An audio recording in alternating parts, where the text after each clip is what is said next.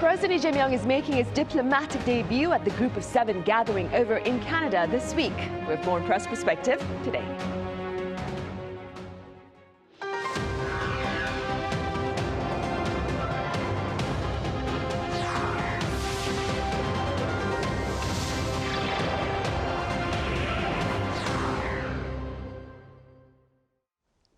Hope you had a pleasant weekend. It's Monday, June 16th here in Seoul, and you're watching Press Perspective.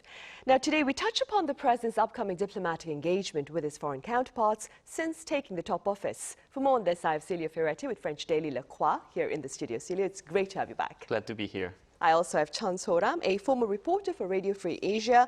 Soram, welcome back. Glad to be back. Right, Celio, we will begin with you. Let's start off then with a bit of information about the agenda of the Group of Seven summit over in Canada this week.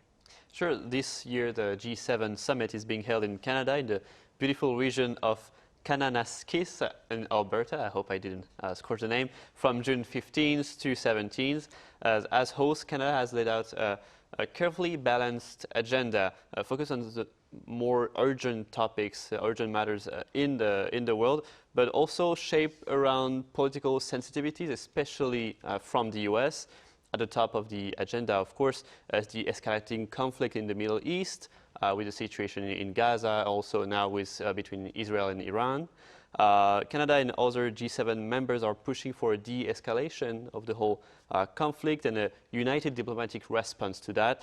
Although it's clear this won't be easy, especially with President Trump in the middle and playing a quite ambiguous role. That brings also one of the biggest shifts this year. There will be no joint communique from the group. Canada will release separate statements to explain what the discussion is about. This is a strategic move to avoid public disagreement, especially from the US, because last time Trump participated in the G7 in Canada, he refused to endorse the communique, which created quite a whole diplomatic crisis, and even called the then Prime Minister Justin Trudeau weak and dishonest. So it was a whole mess and really bad image for the G7. And beyond diplomacy, also the economic front is really important. Still, with Trump and his tariff policy, G7 leaders are discussing and focusing on maybe finding an alternative, a compromise to a deal with the US in somehow to access critical materials, but also lower the tariff that the US imposed on the rest of the world. Of course, also Ukraine will be on the table.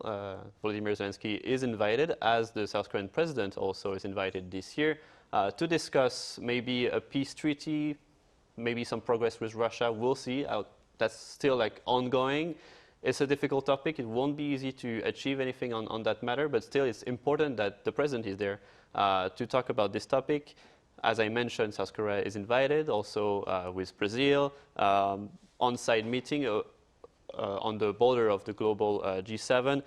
It's also, I think it's a good opportunity to test, to enlarge maybe the G7 to other countries and see a different point of view on global matters. Right. Soram, as Celio mentioned, President Lee Jae-myung is flying to Canada today to partake in the extended session of the G7. Could you tell us a bit more about his agenda in Canada? So, as you mentioned, President Lee Jae-myung is making his diplomatic debut at the G7 summit, and I think it's more than just his first overseas trip.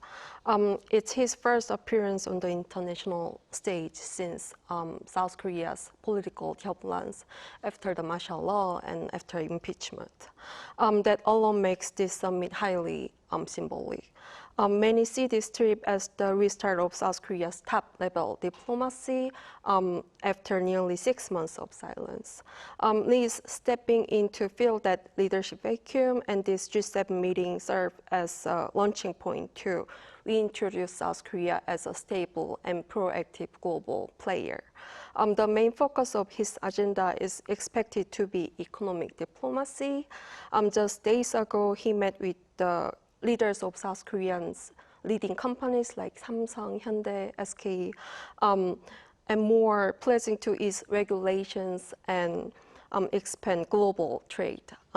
And at the G7, he'll be making the case for South Korea as key innovation partner, especially in AI, semiconductors, and green technology.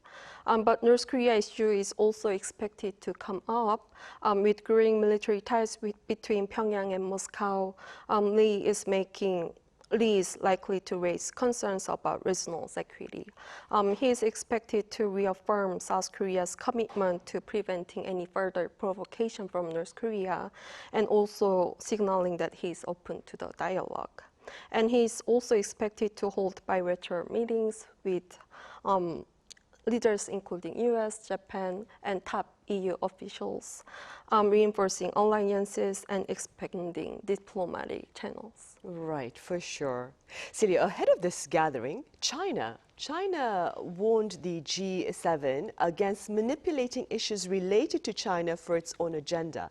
Could you give us some context behind this particular warning and, of course, its implications? Exactly. Just days before the G7, China issued a strong and very public warning to the group.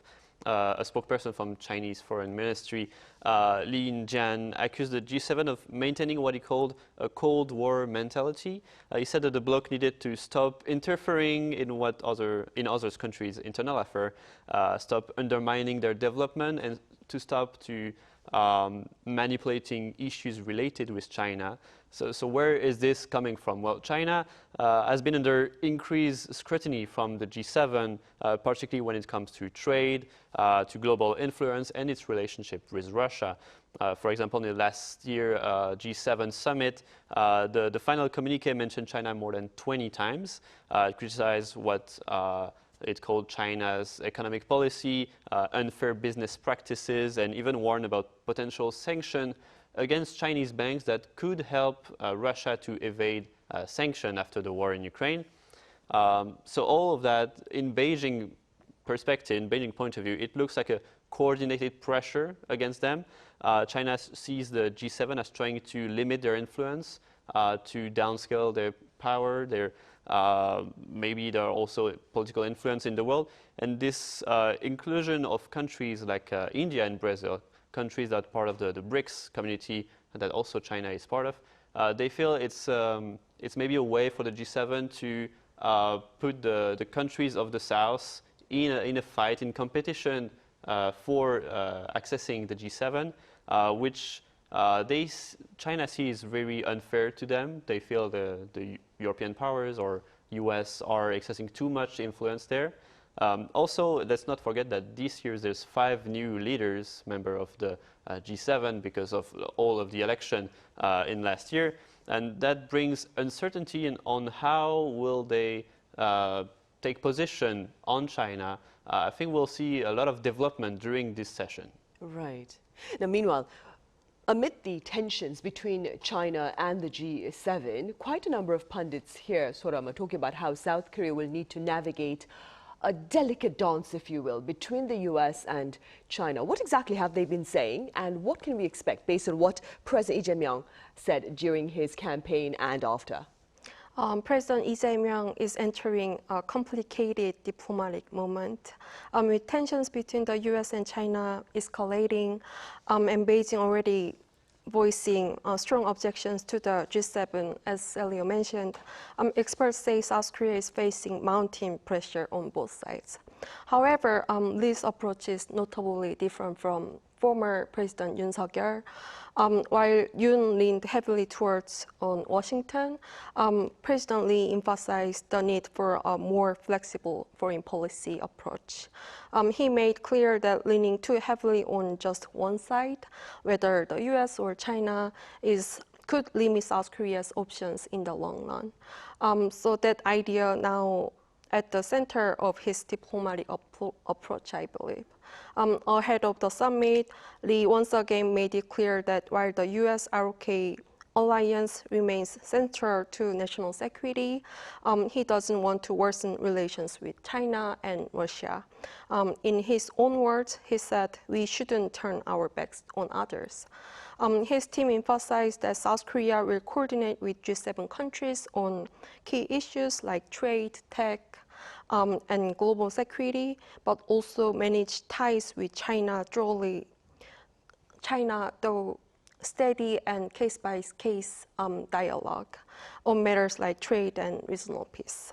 That means President Lee is expected to support G7 positions on topics like the war in Ukraine and fair economic practices, but in a carefully measured tone that avoid directly provoking Beijing. Right. Celio, as you mentioned, this year's Group of Seven summit follows a preemptive strike by Israel against Iran, given the latter's nuclear weapons ambitions. What's the latest on that front? It's very complicated to follow as it evolves every day, but the tension is escalating in the Middle East. As you mentioned, Israel launched a preemptive military strike against Iran in an operation called Rising Lion, targeting dozens of Iranian military sites, including part of Iran's nuclear program, alleged nuclear program. According to the Israeli military, they acted based on intelligence showing that Iran might be close to achieving or making significant progress on their nuclear weapon program. Israel called it a preemptive strike against Iran. In response, Iran's supreme leader, Ayatollah Khamenei, warned that Israel should expect a severe punishment, and over the weekend, Iran launched a wave of missiles targeting Israeli territory in what they called also Operation True Promise 3. Unfortunately, as in many conflicts, there has been a lot of casualties on both sides, counting maybe around 300, but the total count is difficult to establish. Now, the question these days, after this series of attacks back and forth between the two countries, what role will play the U.S. in this conflict? Donald Trump has a sort of a mixed stance. It's quite ambiguous. At first, he posted on his platform Truth Social, which is his own social media, that the U.S. has nothing to do with Israeli operation and warned Tehran to not drag America into the conflict. But later, in an interview with ABC News, he acknowledged that the U.S. might take part into the conflict. We don't know exactly what terms or what role, but it is a possibility, as Donald Trump said. So I think now most of the experts are waiting to see what will be Washington's move on that. When asked about a deadline to restart nuclear talk with Iran, Trump said there was not one, but negotiations were ongoing. That was already the question in the months before that was still unresolved by Washington.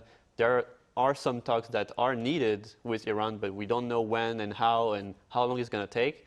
That's also in the balance. Maybe there will be a tool for negotiation to de-escalate the conflict. I hope we'll see something like that in the G7.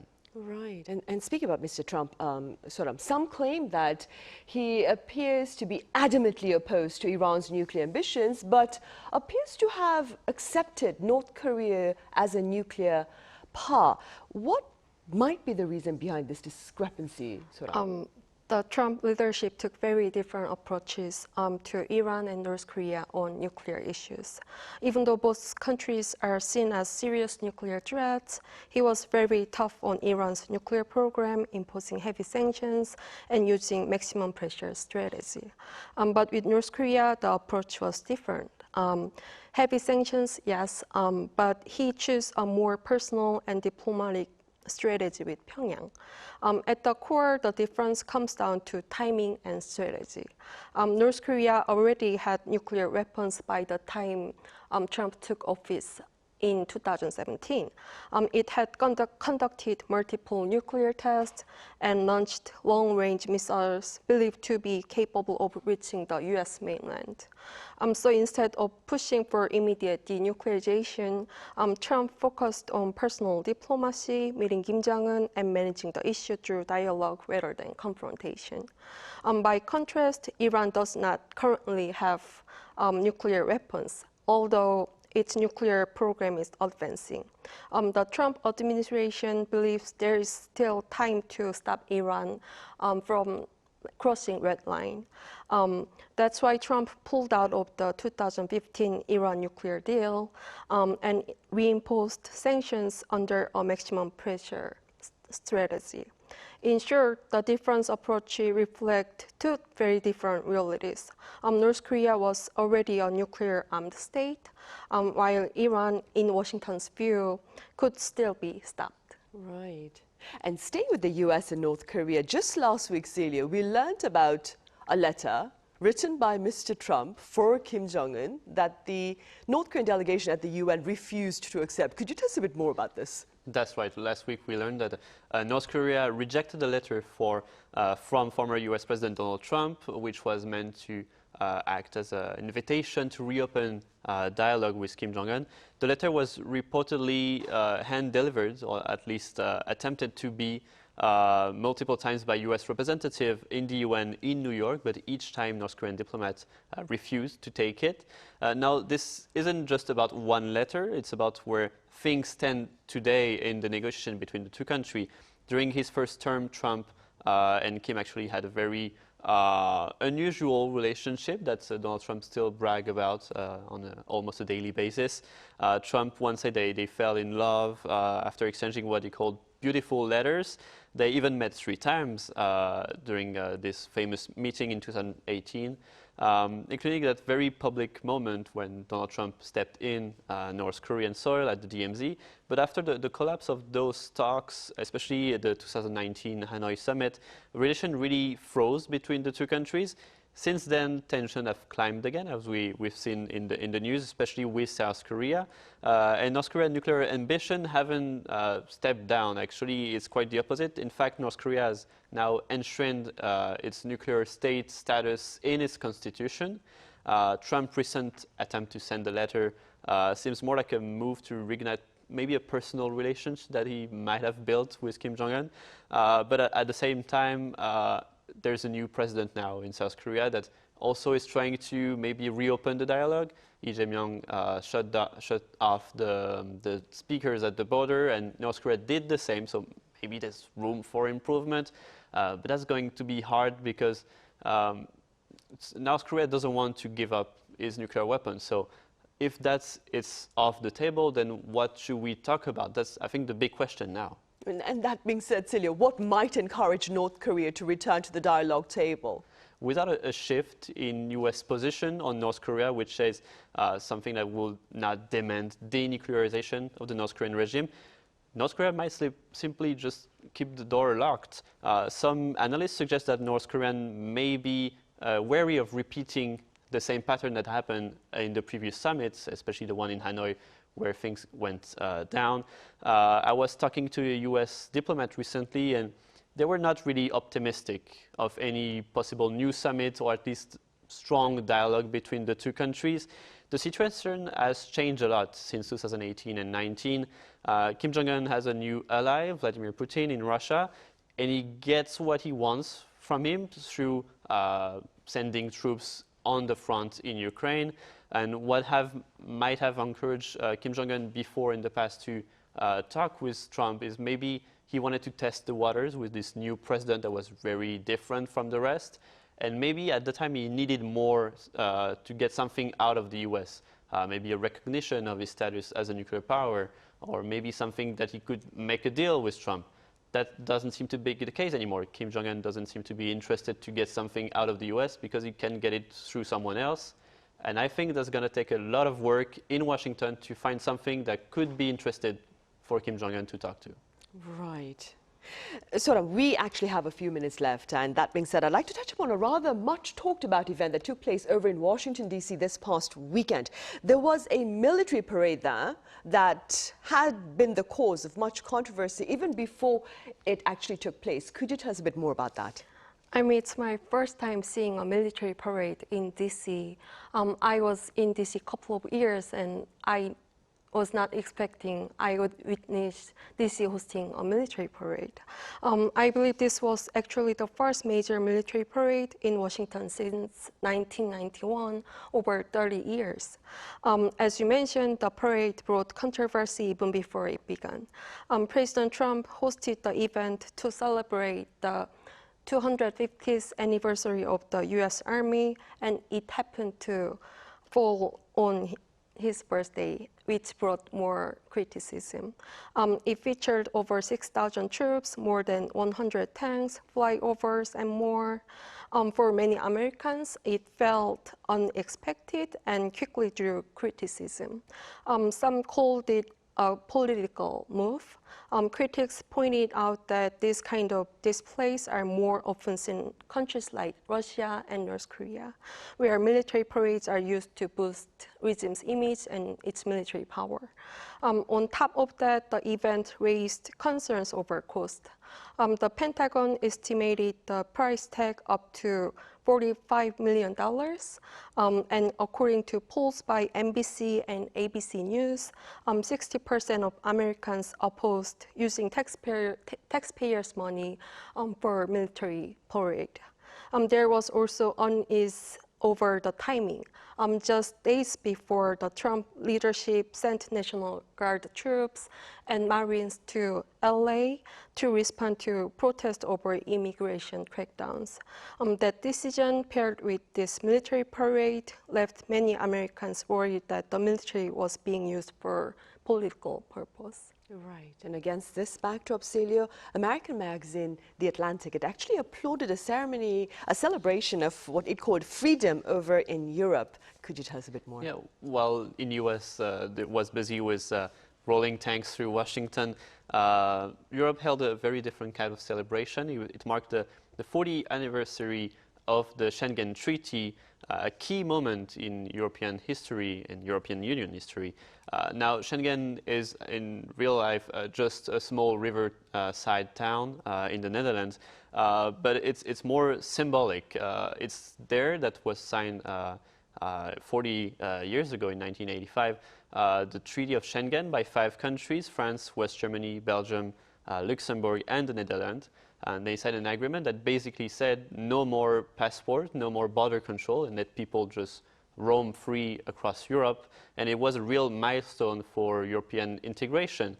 Since then, that agreement expanded to to 29 countries, covering more than 450 million people. And today, Schengen for Europeans is not just a convenience, it's really a symbol of what it is to be European, to travel freely, to go work in another country, to study abroad without thinking too much about visa or where to stay. You can just travel freely, and also that's also really attractive for people outside of Europe. They want to also access this free zone that is really gives a lot of opportunity for job and create your life here. Of course, Schengen is not perfect. There's some critiques to be made, and the countries can restore their borders if they want to. In case, for example, during the COVID crisis, they could block the border to limit the spread of the virus. But despite all that, Schengen has become really this sort of heaven and symbolize freedom that I think is good to remember. Positive news can feel good sometimes, especially in this time of uncertainty. And I think Schengen Treaty is here to remind that. Right, for sure, Celio. And on that positive note, we will end today's talks. Thank you so much for your time and your thoughts. And Soram, thank you very much for your insight. Thank you. Right, well, that brings us to the end of this edition of Press Perspective. Thank you for watching, and do be sure to join us again same time tomorrow.